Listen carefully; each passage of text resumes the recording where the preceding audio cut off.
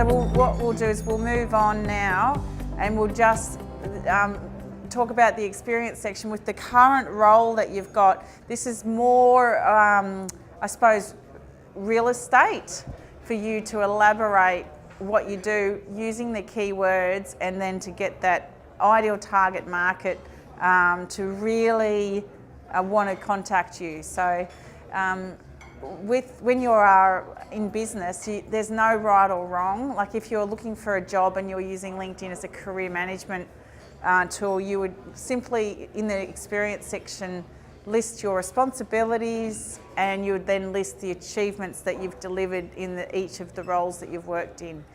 But because you are here to generate leads and build up your personal brand, you can do whatever you want.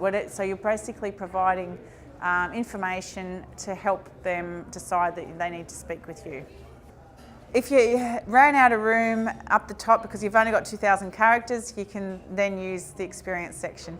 And what I'd love you to do is describe the results that you've generated. So describing the results that you've generated for the diverse range of clients. So if you think about maybe the top 2 or 3 types of clients that you want to attract more of, you would describe how you've delivered results for that type of person. And then you provide a testimonial or 2 or 3, however many you can fit in. You've got another 2,000 characters. Testimonials really do help build rapport and trust and credibility, and that's what they're looking for when they look at your LinkedIn profile. Yeah. Then if you can mention the types of industries that you help, that you serve in a bullet point list. It's funny, people go, well, I can help people across any industries, but your target market, they want to know that you've helped their particular industry or a business similar to them. Gives them more confidence. So list up to 5 industries that you've worked with, and that'll help develop that trust and that rapport quickly. And then there's the scope of the project. So if you've helped, if this is relevant to you, if you've worked, for large teams, for example, you put that you work across large organisations, transforming their branding, their personal branding, their image. Or you might say I've worked, I work to companies who are generally from $20 million to $150 million who are experiencing these types of challenges on their growth path, going to that next level. So you get really specific so that the ideal client can see that you help them, you help that person. And then if you can talk about the results that you've generated in dollar figures or time saved in some way, then you're talking their language as well. So Yelka, with your, she helps people overcome trauma and that sort of thing. So maybe the end result is that, she, her clients would, be promoted within 12 months of finishing up with her and perhaps live happier lives, have another, $50,000 on their salary, for example, because they've just finally healed that lifetime issue that was coming from the trauma that they've been suffering from. So you try and think about the end result, and that's what you'd put in experience. Once you've done the experience section, the next little section that I just want you to know about is the skills endorsements, where people just randomly give you endorsements for things even though they don't know you. I always was so frustrated with that, thinking that's such a waste of time, and it really lowers the quality of LinkedIn.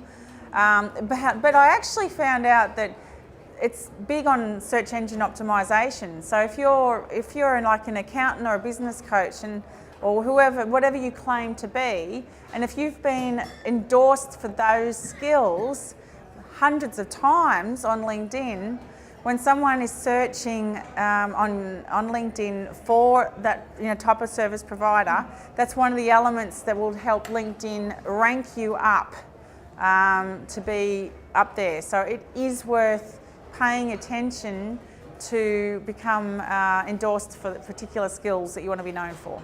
The skills endorsement section's at the bottom and of the underneath the experience, and if you just want to have a think about the top skills that you want to be known for, you could maybe pick 15 of them and then just delete the rest. When you uploaded your maybe your resume or populated your LinkedIn profile, LinkedIn might have given you a whole heap of suggestions that might not even be relevant, so you can easily delete those ones, and then you can upload, or you can rearrange the skills to be in order of priority as well.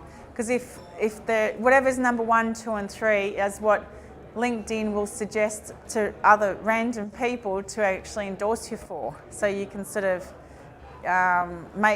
influence people to endorse you for those top things. So after you've done that, we're going to think about recommendations, because I've kept on saying, people are a skeptical bunch with marketing, and people claiming that they can transform people's lives and all of that sort of thing. So the results are what really comes through, and that's why I want you to focus on that in your LinkedIn profile, the results that you generate for your clients. But one of the best ways, like you could have made all that stuff up in your summary and your experience section. So this is where you get it from the horse's mouth, and you ask maybe 3 of your top type of customers or clients to recommend you on LinkedIn. The way that you do that, thanks for asking, John, that was a good question. You go to that person's LinkedIn profile, and then there's a little, the 3 dots that indicate there's more options as a field. You click on that button, and then one of the options will say, ask this person to recommend you. Now, when you do that, I'll just ring them on the phone or email them first and say, I'm building out my LinkedIn profile. I've done a workshop and they said that I needed to get some recommendations up, and I thought of you. Could you please provide me a couple of words that show how I've helped you, in your business or that sort of thing. And you can also, if you know that they're a busy person, and most people are, you can just say, I've drafted a basic, outline of what you could write. So you can use that as a guide, or you can just use that. Like a lot of people will just use whatever you write. But if you help them, then all they have to do then is cut and paste that recommendation, and then off you go. So now strategically, what I'd like you to do is just to go the extra mile with your recommendations and think about what you want to be known for. And then strategically ask the types of clients that you want to attract more of. So if you're wanting to attract more people in financial services or more people in the health industry, you ask those types of people to recommend you.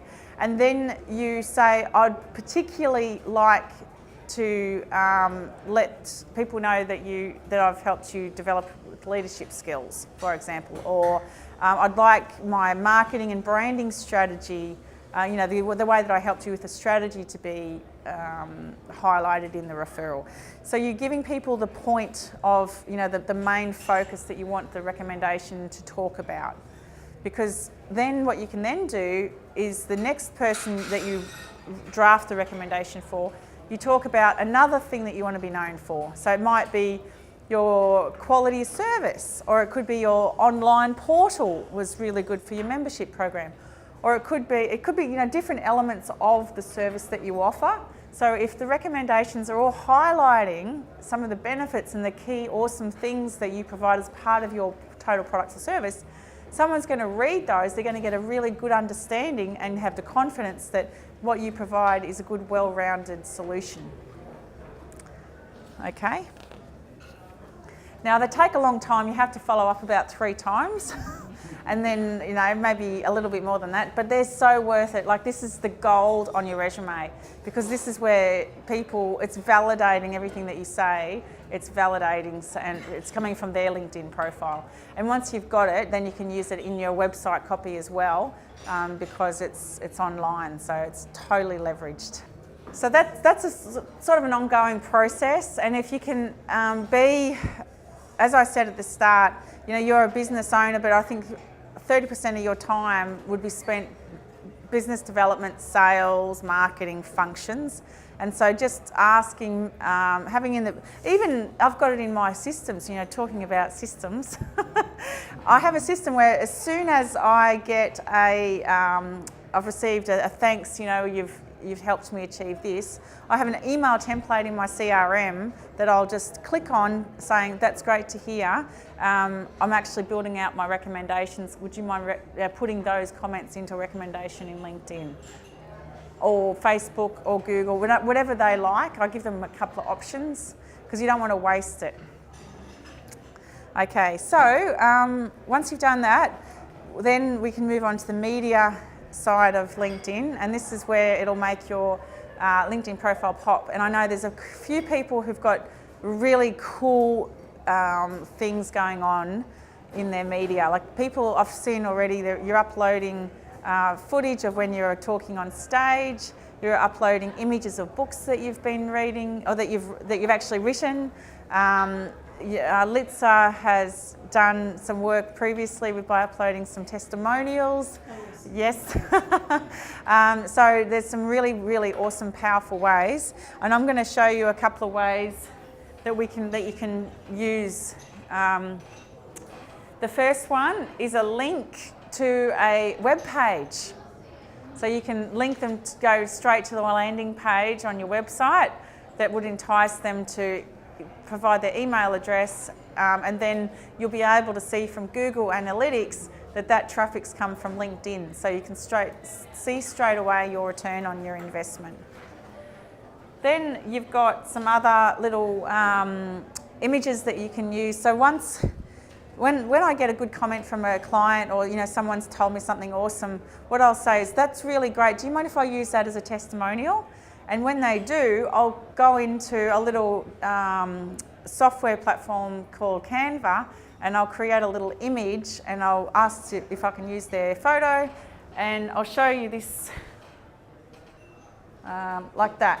So you can easily create, just to use your colours. You know, you'd use your branding colours, wouldn't you, Litsa? This is before Litsa did my logo, so it's not quite the colour, but you don't be congruent with your branding. You use the colours. Take out a little snippet from the testimonial or the words they said over the phone about the results that they've generated, and then you can download the photo from their LinkedIn profile. You put their first name, their last name, their title, their company, because otherwise it looks like you've just made it up. And then a headline of what product or service, what are they actually giving feedback on. So, and the best thing, and as again, I say it again, concentrate on focusing on the results that you've delivered. So within the first week of this guy's got a call centre in Swanston Street.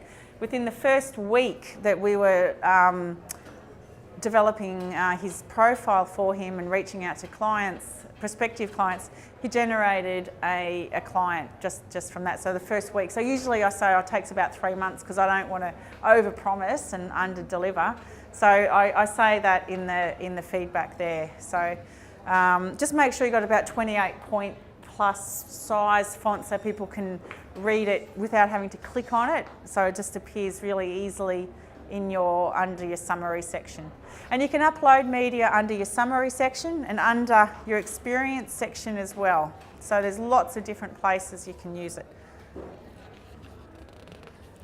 And this, just to let you know, this just works 24/7. It's like your best billboard. You know, when you develop these things, it really helps you. The background image, I see a lot of people using their background image really, really well. And some of the features have been, you know, good photos of them speaking on stage, but this is the default thing that I would say. This is canva.com. This is the site that I was talking about. That's really cool. It's free. You put your logo, you upload your logo, and then you put your company details in there. And you can do lots of different things as well. Like you can create different images. You can save it as an image, and then you can upload it to LinkedIn. Canva will actually say, if you want a LinkedIn background image, you know, you click on that template so it's the exact right size. So it's all good little tricks. You don't need a graphic designer too much. for those things.